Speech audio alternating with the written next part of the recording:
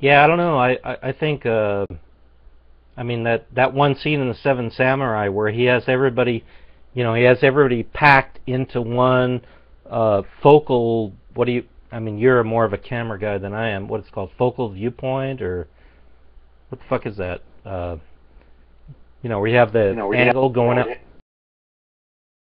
Yeah, well, it's close enough. I mean, but yeah, I mean, well, those are always tricks, you know what I'm saying? So everybody's got to overcome that shit. So everybody had to work with those kind of ideas, especially with film cameras, because the margin was really, really narrow. You know what I mean? So your focal length was really important because anything outside of your 3 foot range, would either be too close or too far away and be out of focus.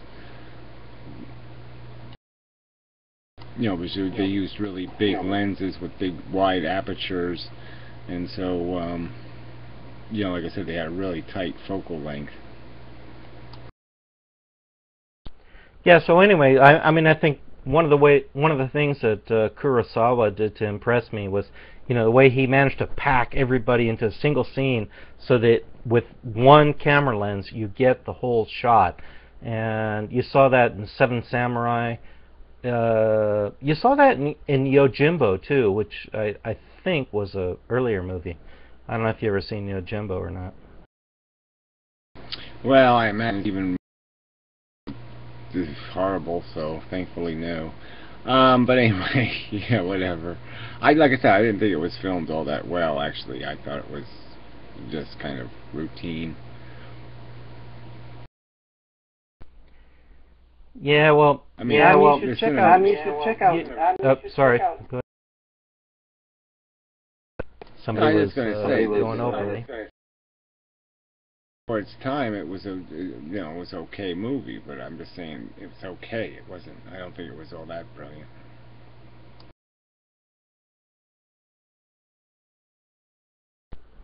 Yeah, check it out sometime. I mean, it's pretty amazing. I mean, the staging, the characterizations. That one guy, the main actor, he later played a part in uh,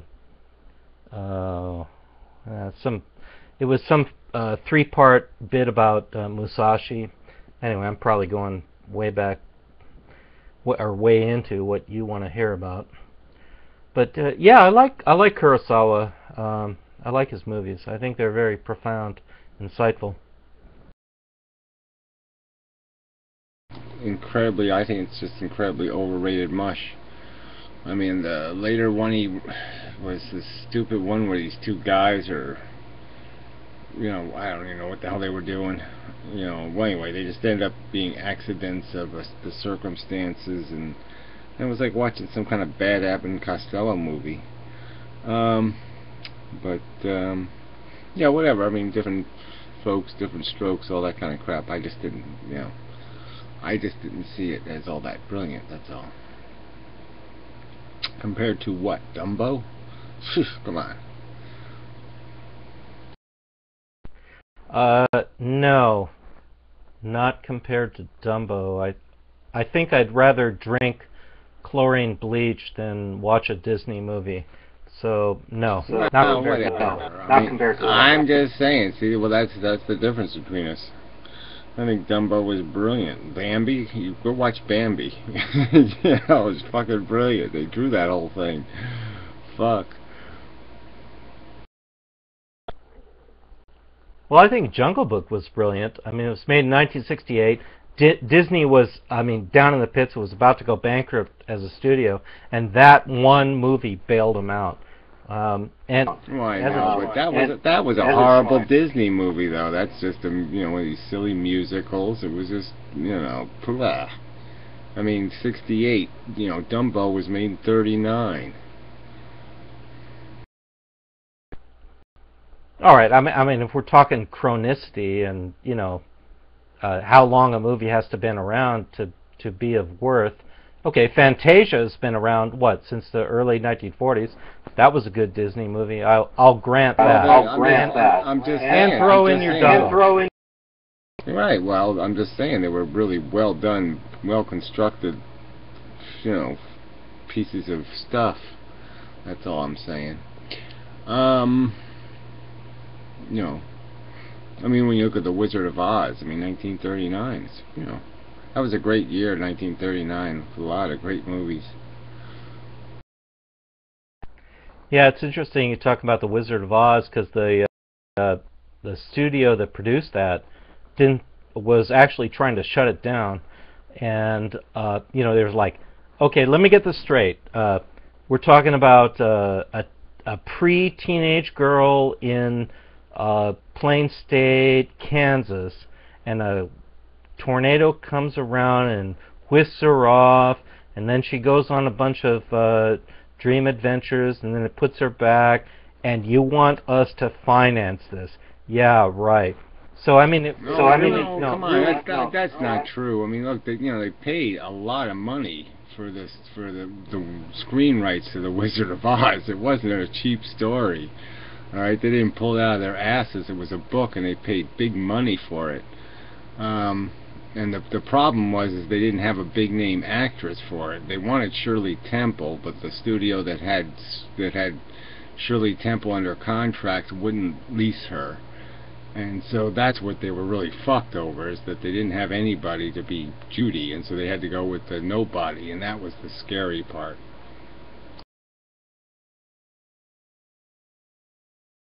Dorothy. Well, it sounds like Yeah, I you've mean, got. I think it would have been a disaster. I mean, I can't really imagine it with Shirley Temple, but you know, Shirley Temple was really talented, so she could pull anything off. But I just mean it would have been just such a different movie with her in it. Zomgits looks a little bit headachy. Everybody get out of the way. She'll throw things. I just woke up. Oh, okay. Yeah, it's 11 o'clock over there. Oh, I just woke up. 7:30, asshole. Okay. I love you too. Such. I heard something that ended in asshole. Yeah, we're just doing our little thing. Chit-chatting and such. She just woke up. She just answered that question. She just woke up. She obviously doesn't do mornings. I fucking hate the mornings more than any other man on earth. Yeah, well, I'm getting to hate these evenings. To tell you the truth, I'm hating the evenings lately. Because like after I eat my dinner, I'm like, I want to go to bed now. Yeah, for like a week. I get so tired. So I'm probably dying of something.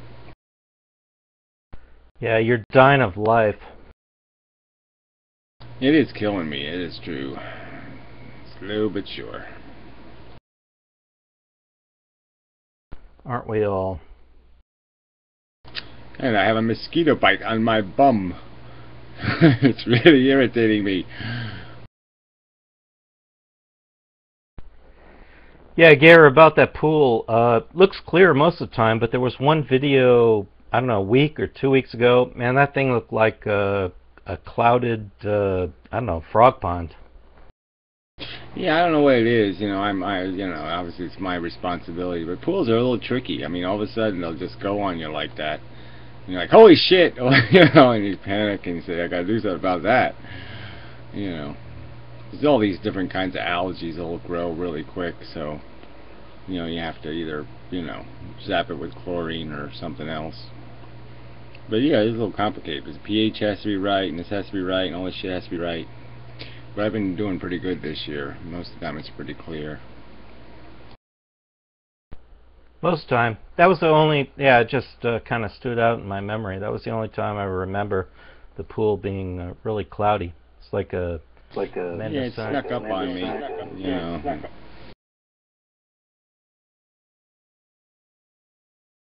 Usually it goes green, you know. Usually it gets a little green tinge before it goes cloudy, and so it just didn't go green on me. So it ended up just being cloudy without going green. So I just didn't catch it in time.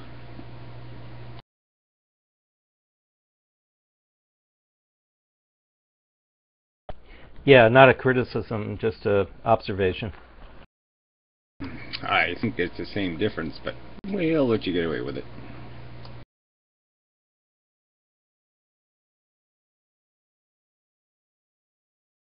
Well, I guess you can't. You have to be docked for your microphone to work. So that's your first mistake. Okay, if you want your microphone to work, you have to dock up. You have to be in one of the little windows.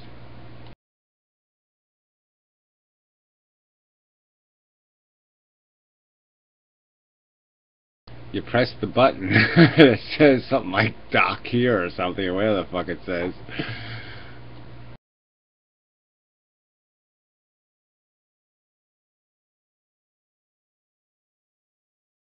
Yeah, well, you say start video, and it's the same thing as saying start mic, because if your video doesn't work, then that'll be it. Yeah, well, it's right under the Stickam thing. I mean, you kind of like, it says Stickam, and then there's a box under there, and it says start here or whatever. Bingo. But whatever. What do you want to say anyway? You're going to say something important?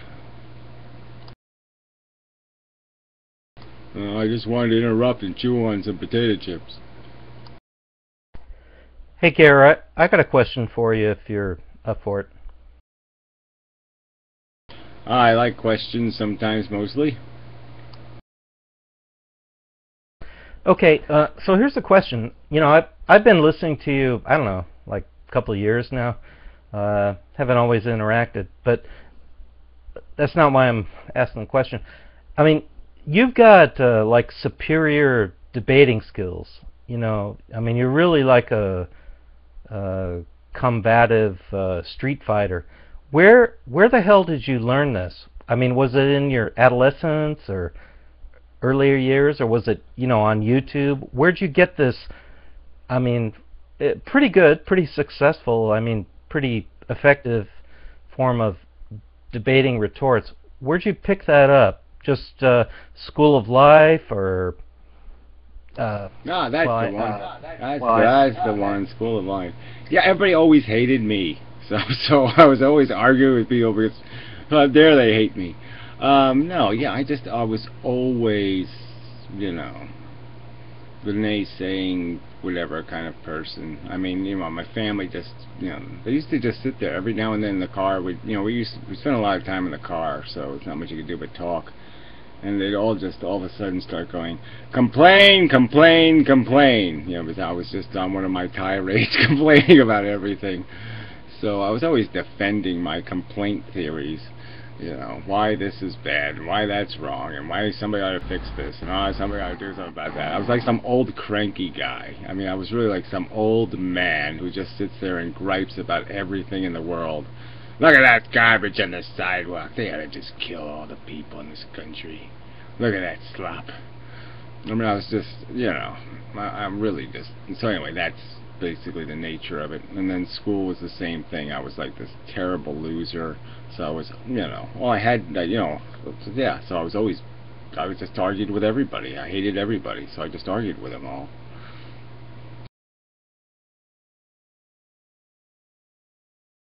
Okay, yeah, I realized it was like an open-ended question. I was trying to get a little more out of it than that. I mean, like with Professor Anton and you know, your debates with him regarding antinatalism. I mean, I think it's safe to say, and if you base it on plus votes versus the minus votes on that particular video, I think it was Gary versus Anham 2 or Anton 2. I mean, it was like, I don't know, 200 to 5, you know, plus votes. So, to cut to the chase, you've got this superior, I mean, admittedly, I think everybody who's here tonight admits it, you've got this superior debating skill, and you can bring it to bear upon bullshit, which is cool. But where did you get that? And, you know, I'm hearkening back to the last question. I don't think your elucidation of your adolescence properly explains it. Where did you get that? Where did you get that? I think that it does address it. Okay, I was always challenging authorities, so I was always arguing from a very minority position, and so you have to be solid when you're doing that. You can't argue from the minority position and not have an argument. You know, then you're really dead. So yeah, I knew what it was to have a good argument. And so, but I don't know what you're saying. I mean, what do you want me to say? I don't have it. I mean, I don't know how the fuck I got here. I happened. I didn't make me. The world made me. I mean, you know, it's like asking Frankenstein, how did you get those little knobs on your neck? You know, it's like, yeah, I don't know. I grew them, fucker. Yeah, you kind of jumped ahead of me a little bit. That was actually the part 2 of this conversation that I was going to ask you. But it was more about your, you know, the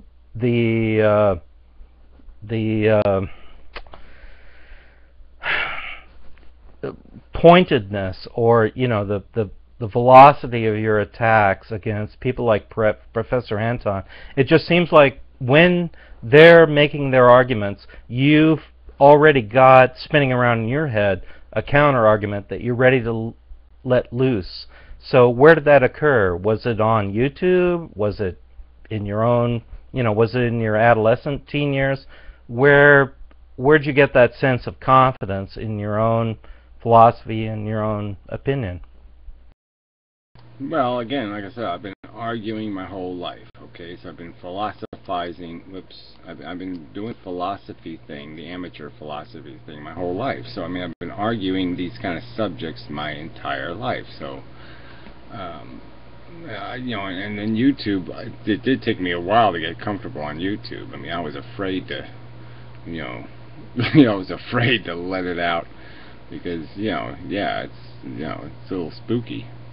Because I never really had an audience. I'd always argued in small groups of people. And, you know, arguing, you know, in this kind of environment, you just don't know what you're going to get, what you're exposing yourself to. So it took a little while to get comfortable doing YouTube. Well, you know, an interesting Well, I was just going to add that, you know, the people here, you know, these people, some of these people are highly educated, so, you know, it's a little intimidating, I guess, as part of it, too.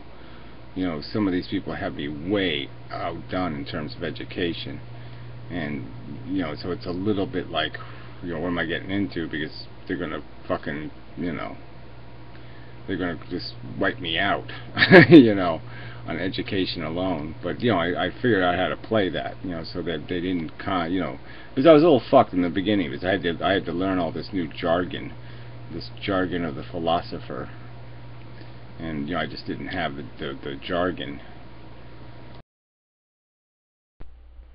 Yeah, no, I can relate to that. I had to. I'm a, you know, my degrees are in science, in mathematics and engineering. But yeah, you know, I had to take, as part of my humanities mandatory curriculum in college, I had to take philosophy, and I totally agree. A lot of the jargon that I was exposed to, I had no idea what it meant, and it took as many nights in the concordance and thesaurus and dictionary as it did in the textbooks to even figure out what that shit meant. Yeah, I mean, they can get you off balance pretty easy with that stuff, so that's, like I said, that was a little bit intimidating. So, sorry to interrupt you, we were going to say something else, but, you know, whatever. No, actually, I was going to change the subject, if it's okay with you. I was going to ask Zom Gets Chris. I'm sorry, you may have already talked about this, you know, in previous Stickams, but I wanted to ask you about the American Atheist Convention and your experience there. Did a Thunderfoot bite your leg? Yeah, Thunderfoot really did make an ass of himself. Women like it when I chew on their leg. What's everybody complaining about? Huh?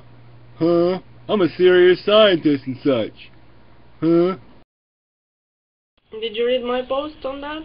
On Free Thought Blog? I'm not going to go there and read all that babbly crap. No, of course I didn't. I watch videos.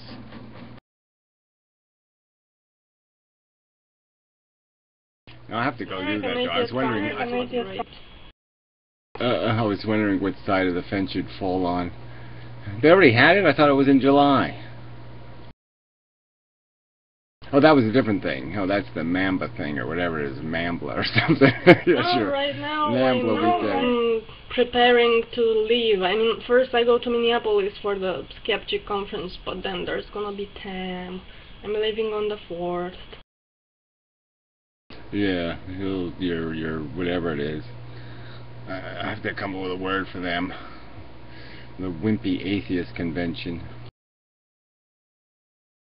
So, Gare and Chris, I'm just wondering why can't you, Gary, be invited to, you know, if not the main atheist convention, you know, the World Atheist Convention, one of these sub conventions in like Minneapolis?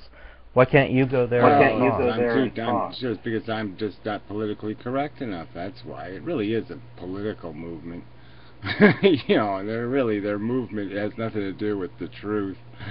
The average atheist, all he is heathens. That's all they are. They're just fucking heathens. All they are is anti-God. They're not pro-truth.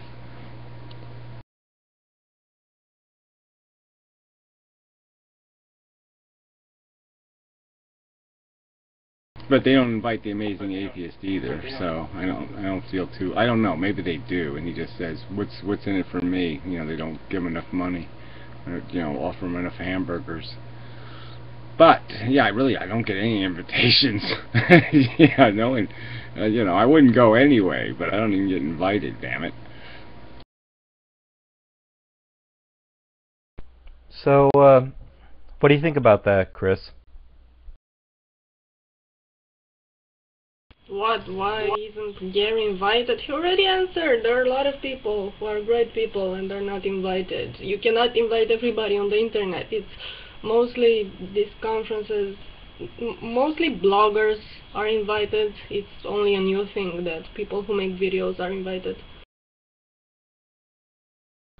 Well, Gary, you're just not in the select club, damn it. You gotta suck some more ass, buddy. Well, whatever, you know. It's also a popularity contest. A lot of things, so whatever. I just out of curiosity, whose ass did I suck? Because this is what you're implying. Who's implying that? No. Well, I think she was saying I was implying that. You gotta suck more ass to be invited to these conferences, and I am invited to these conferences. I am invited implicitly. Yeah, I know. Well, look, we know why. You know, it's a show in the end.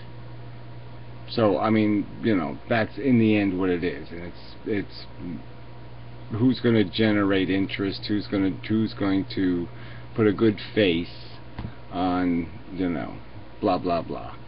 So that's what it comes down to. But it's not. They're not like serious conferences where let's really talk about physics or let's really talk about a subject. In my opinion, it's a political movement, not a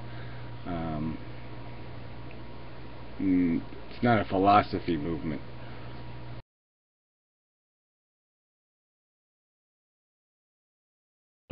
Well, I can only imagine, Gary. Okay, here's like keynote address by Richard Dawkins. Well, I guess he did that last year. Whoever. Ghost of Christopher Hitchens does the keynote address for the next atheist convention. And you go into your various breakout rooms, and there's Gary talking about antinatalism. I wonder how popular that would be. Well, and I don't think it'll ever happen with just anybody, though. That's the problem with this, is the celebrities, they're not going to put, they don't create the environment for controversy. So that's the real joke, is they're always labeled like free thought or some other kind of idea, and it's really not about free thought, because if they're challenging one of their celebrity speakers, they're probably not going to be on the invite list. You know, so it is kind of a very manufactured message that comes out of all this stuff. I mean, I'm just not a big fan of conferences anyway. I think the whole thing is a big farce. It's just it's nothing. I mean, why these people don't make real conversational videos on YouTube, They don't put their shit up to ridicule. They don't answer. They don't respond to anything ever. You can't have a conversation with any of these elitists. So what's the So to me, it's just it's fine. Go ahead and do it. It's better than nothing. It's making some noise in the right direction, but it's not fucking. This is not the solution. This isn't the road to atheist empowerment, so to speak. You got to do better than this. Oh, you can have long conversations with them, Gary. You can have hour-long, multi-hour-long conversations as long as you agree with what they agree with. No problem. We can talk for hours. Yeah, and if they don't like it, then they'll just, yeah, all of a sudden you're not on the show anymore, kind of thing, or whatever. We gotta go now. Yeah, there's lots of other callers. Oh, that's right, there aren't any other callers. But we have to get to the other callers who don't exist. Yeah, the old. Gary, That's I got partnered, but not with YouTube. There are these guys, RPM Network, who I guess are in collaboration with YouTube or something. So basically, they get the leftovers. So who cannot make it for partnership, they go there. But I mean, you can be a partner only if you give up. If you have one, only if you give up your YouTube partnership. Ashley gave up her YouTube partnership to be partnered with these guys because apparently they pay better. And on my last video, now there are ads because I did something. I don't freaking know. I'm so confused about this, and they suck at responding. They're just as bad as YouTube. And now, I mean, the only improvement that I saw is that I can put a banner up now and I can change my thumbnails. But I don't even know how I'm supposed to collect the money or what to do. They just don't tell me. Yeah. Yeah, well, if they're giving you a higher percentage, it means their ads are going to be more obnoxious. That's the only way they can possibly do it. They've got to be pumping more ads than Google would have. So they got to be doing more ads. Because, I mean, why would Google? Obviously, Google's letting everybody partner now. So, I mean, it's like they're doing commercials on... I saw an ad on eBay for YouTube partnership. So, I mean, you didn't even have to be a video producer, and YouTube was willing to make you a partner even without making videos. I don't know, because these guys are also working with Google ads. I mean, the ads that appear on my video are Google, and they're just the same as their own partners. I mean, there's the ad in the side, and then there's a little transparent overlay, and that's it. Just well, I know. I'm just saying that there has to be a catch, and obviously the catch, for them to be able to resell Google's product, they've got to be doing something that Google's not willing to do, right? I mean, that's all it comes down to. They got to do more of it. So maybe they're buying Google ads. They buy Google ads and they display them all over the internet, and so this is part of their deal, is to do some of it on YouTube probably. But that's the downside, is that they're probably going to be more aggressive in the ads than YouTube would be. They're not. Like, I paid attention to, Ashley, her ads and stuff.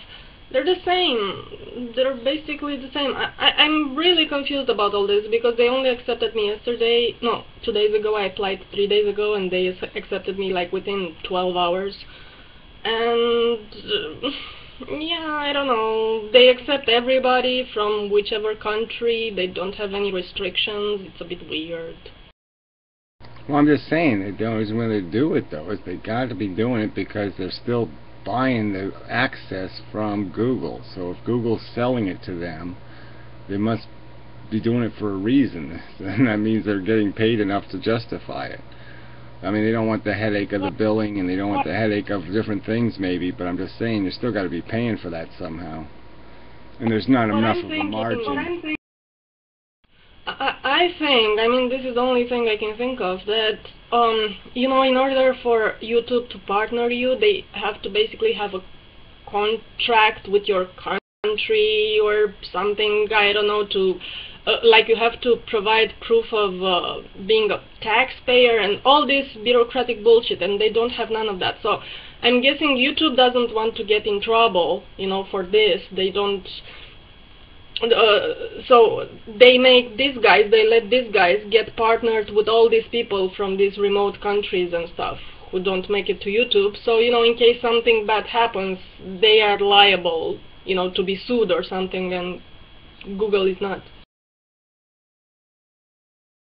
Yeah, I know, but then that would require some sort of YouTube collusion. So they're still going to have to figure, YouTube would still have to explain, if they weren't doing it to avoid taxes, YouTube would still have to explain why they gave this preferential contract to a company to display Google ads, you know, and they'd have to come up with some other explanation besides, well, because they're evading taxes this way. If that's the only explanation they got, then they're going to have they're still liable, in my opinion. So, I mean, you might be right. Maybe it's just that they're willing, maybe Google created the other company. Who the fuck knows?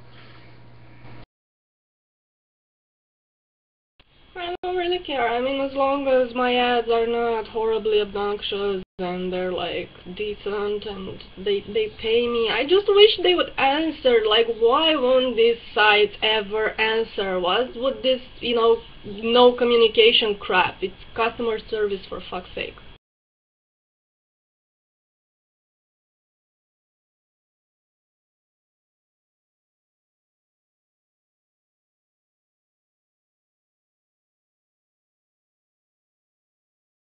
Well, I've sort of made a promise that I wasn't going to watch any videos that had ads on them, but I've changed it to I'll see who the advertisers are, and then I'll make anti-products for all the ads. So any video I watch that has ads on it, I have to make a video trashing the product. But obviously it'll be on my website, so blah blah blah. Can anybody hear me now?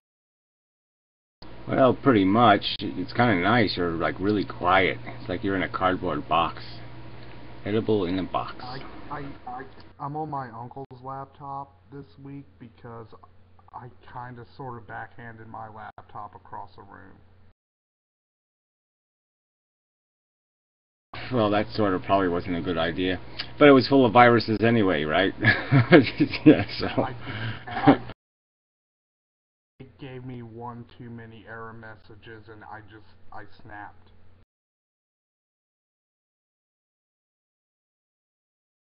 Yeah, we'll have to get you a new laptop, I guess.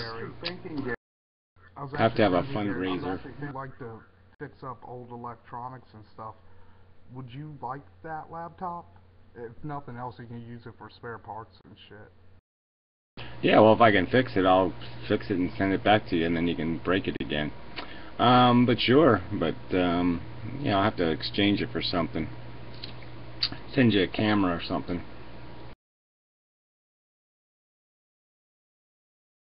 That works. But a bit of warning, the keys are also fucked up on it, because some stuff fell on it during the earthquake we had here and it broke a bunch of the keys.